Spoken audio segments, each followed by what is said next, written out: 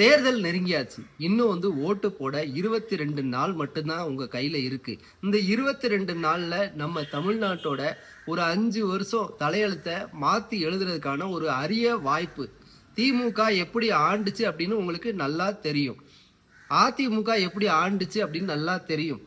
விஜய் என்ன பண்ணியிருக்கார் அப்படிங்கிறது உங்களுக்கு நல்லா தெரியும். நான் சொல்லி தெரிய தேவையில்லை.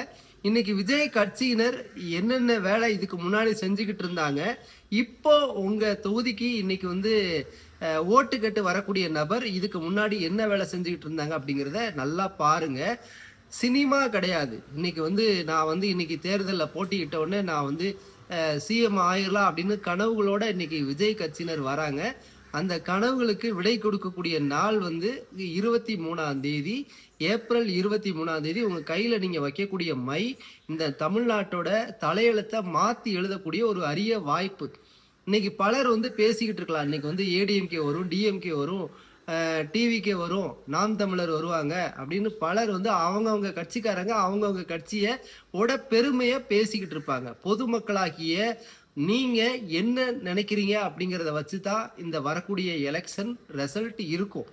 மக்கள் யாரு காசு கொடுத்தாலும் வாங்கிக்கோங்க.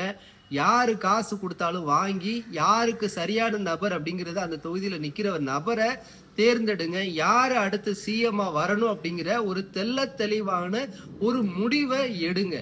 முடிவை எடுத்து யாரு சிஎம், ஸ்டாலினா, எடப்பாடியா, விஜயா அப்படிங்கிறத, விஜய் அரசியலுக்கு ஜெயிச்சாச்சு அப்படின்னா என்ன நடக்கும் அப்படிங்கிறத நான் சொல்லி தெரிய தேவையில்லை.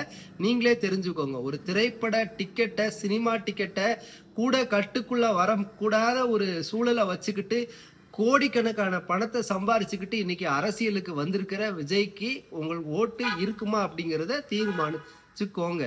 இதுவரைக்கும் ஸ்டாலினுக்கு காரே கிடையாதா, இன்னும் ஒரு நகை கூட கிடையாதா? ஒரு சாமானியன் ஒரு காய்கறி கடை வச்சிருக்கவங்க கூட 50 சவரன் 60 சவரன் வீட்டில் கையிருப்பு வச்சிருக்கிறா. கையில 10,000 ரூபாய் வச்சிருக்கிறாரா ஸ்டாலின் ஐயா. இதெல்லாம் நம்புற மாதிரியா இருக்கு அப்படிங்கிறத நீங்க தெரிஞ்சுக்கோங்க. யாருக்கு ஓட்டு அப்படிங்கிறத பார்த்து சரியான முறையில போடுங்க. தமிழ்நாட்டோட தலையெழுத்தை மக்களாகிய நீங்கள் தான் மாத்தி எழுத முடியும். தேங்க்யூ.